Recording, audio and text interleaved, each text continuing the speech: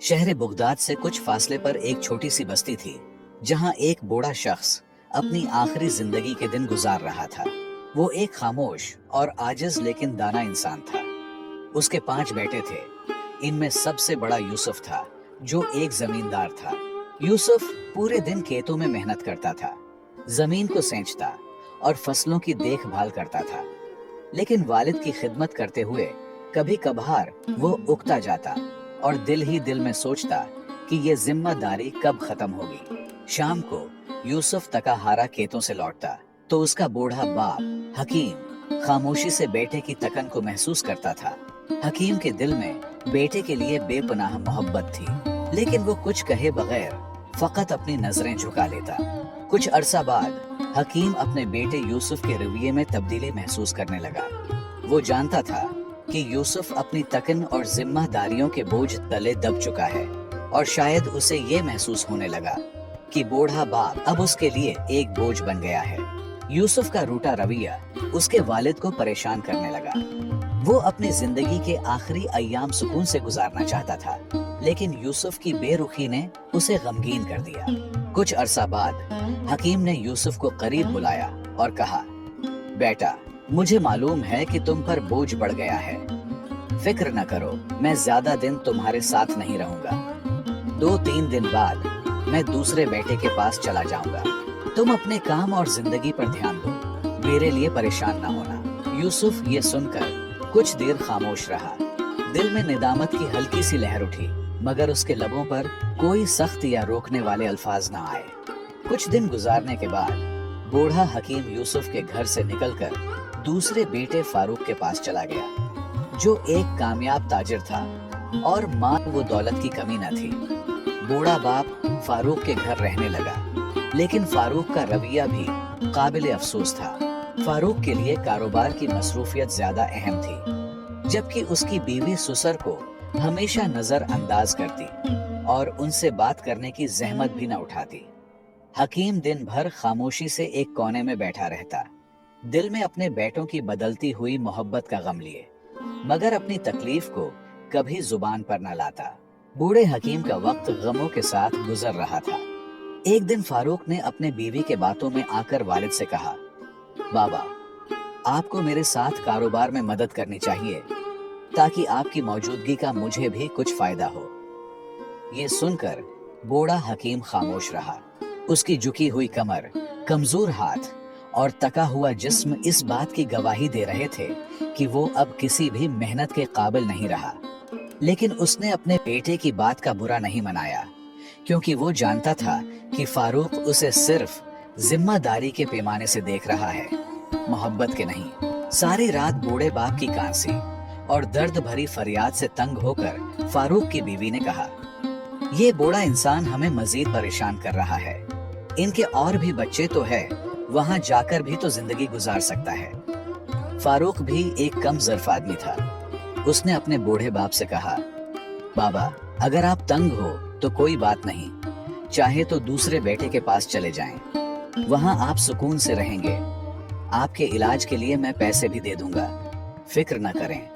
इन अल्फाज ने हकीम की इज्जत नफ्स पर एक और जख्म लगाया।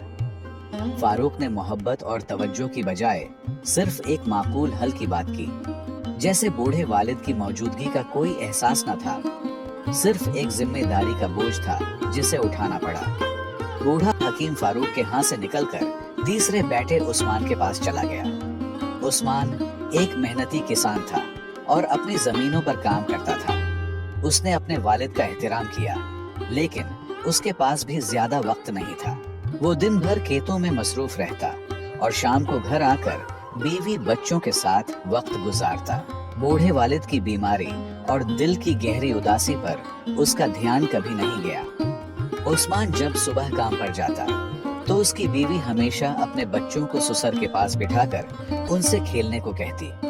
बूढ़ा हकीम, जो बीमारियों और कमजोरी से कांप रहा था, ये मंजर देखकर दिल में शदीद गम का शिकार हो जाता। उस्मान के घर में वालिद की हालत मजीद खराब होती गई और आखिरकार वो वहां से भी चला गया। इस बार उसने चौथे बेटे अहमद के यहाँ जाने का फैसला किया। अहमद, जो कि एक धोखाबाज और लालची इंसान था, اپنے والد کو استقبال کرنے کے لیے بہت خوش تھا۔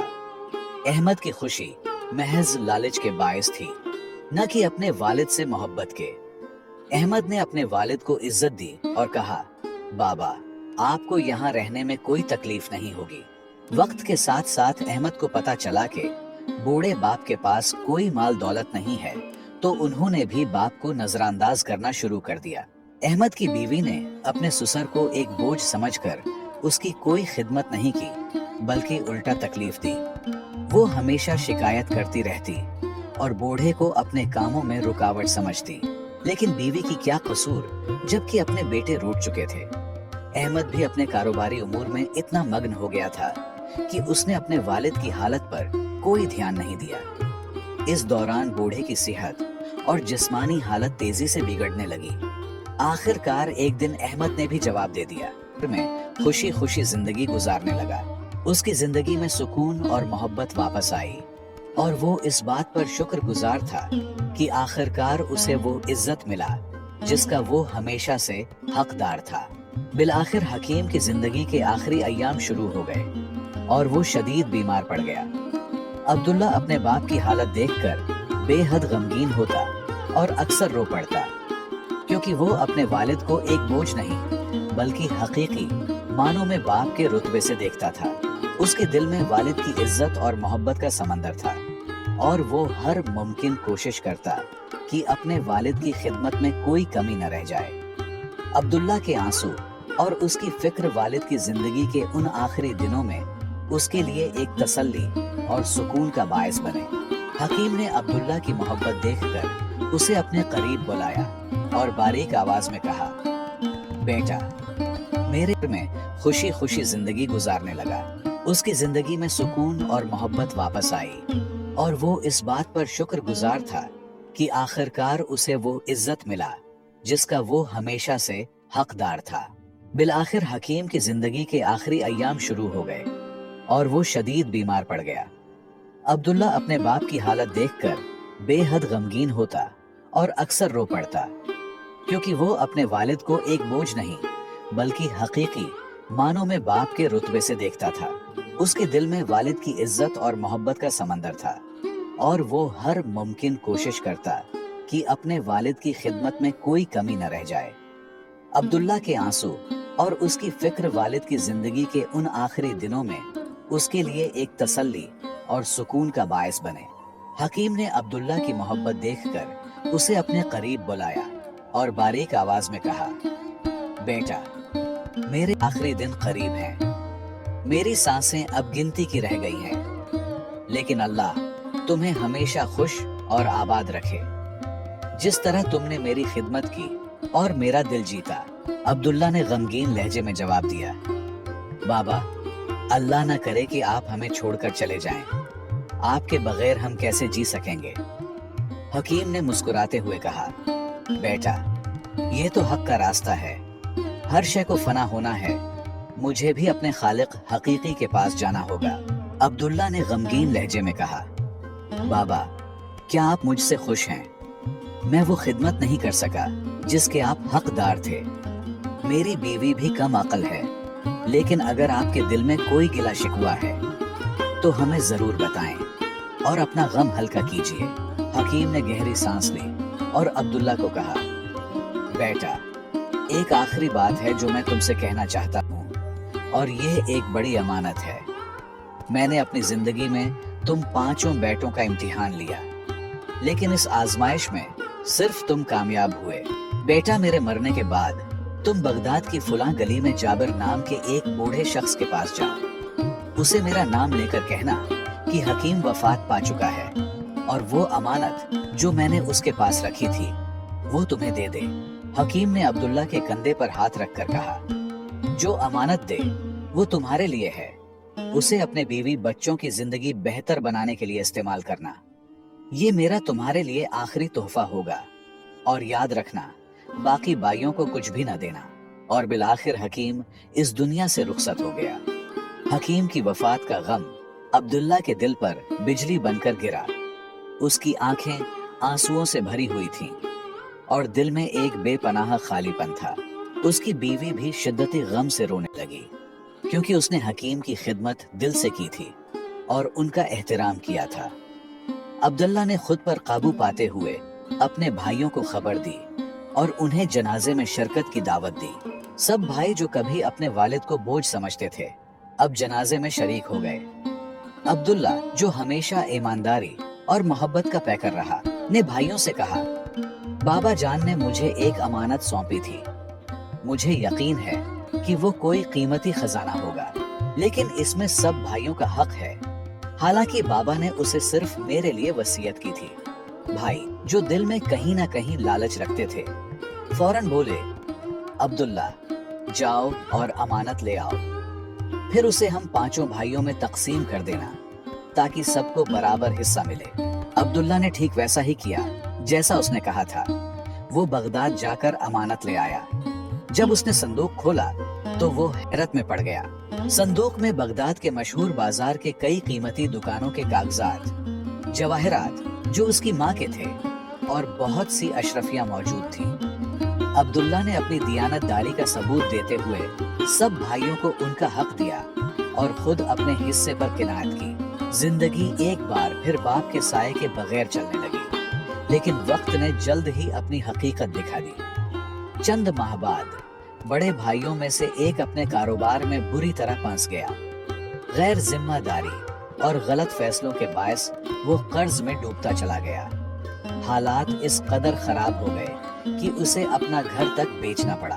दूसरा भाई, जो कभी ऐश व इशरत की जिंदगी गुजारने का आदी था, एक दिन चोरी में मुलव्विस पाया गया। काजी ने उसे जेल भेजने का हुक्म दे दिया और उसकी जिंदगी की सारी साख तबाह हो गई। बाकी भाई भी सोने को हाथ लगाता तो मिट्टी बन जाता। ये सब नाकामियों को एक जवाब था, बाप की बद्दुआ। दूसरी तरफ अब्दुल्ला ने अपनी मेहनत से बगदाद में कारोबार शुरू कर दिया। वो कोफे से उम्दा कपड़ा खरीदकर बगदाद के बाजार में बेचता और वक्त के साथ काफी मुनाफा कमाने लगा। उसकी ईमानदारी, बाप की दुआ और मुस्तकिल मेहनत ने उसे तरक्की की राह पर डाल दिया। यहाँ तक कि वो अपने बाकी भाइयों की फिरोख्त करदा दुकानें खरीदने लगा और आहिस्ता आहिस्ता पूरे बाजार का वाहिद मालिक बन गया। जो भाई कभी खुद को दौलतमंद समझते थे, अब वक्त के मारे हुए अब्दुल्ला के दर पर सवाल करने आ गए। अब्दुल्ला, जो एक रहम दिल और मुशफिक इंसान था, उनकी मदद करता और उन्हें खाली हाथ वापस न जाने देता। उसका ये रवैया उसके वालिद की सिखाई हुई अखलाकियात का अक्खास था। फिर वो दिन आया जब अब्दुल्ला ने बगदाद के तरक्की याफ्ता इलाके में एक बड़ा घर खरीदा और अपनी बीवी और बच्चों के साथ एक खुशहाल जिंदगी गुजारने लगा। वो जिंदगी के उस मोड़ पर भी अपने वालिद की दुआओं और तालीमात को नहीं भूला। एक दिन वो अपने वालिद की कब्र पर फातिहा पढ़ने गया। कब्र के सामने खड़े होकर उसने कहा, बाबा, आपकी दुआओं ने मुझे बगदाद का अमीर बना दिया, लेकिन आपके साए की महरूमी ने मुझे गमगीन कर दिया। अल्लाह ताला आपको जन्नत में आला मकाम अता फरमाए। मुअज़्ज़ज़ दोस्तों, इस कहानी से हमें 3 कीमती असबाक मिलते हैं।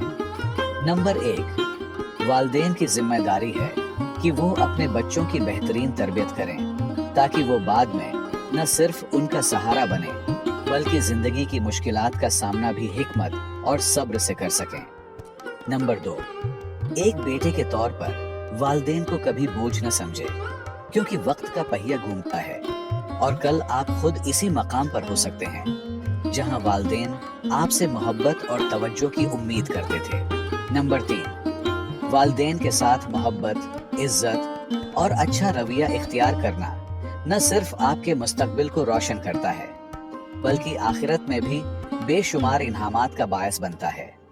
वालिद चाहे जैसे भी हो, उनकी खिदमत बेटे का फर्ज है, क्योंकि उनकी दुआएं ही आपकी जिंदगी का सबसे बड़ा सरमाया हैं। मुझे उम्मीद है आपने इस कहानी से बहुत कुछ सीखा होगा।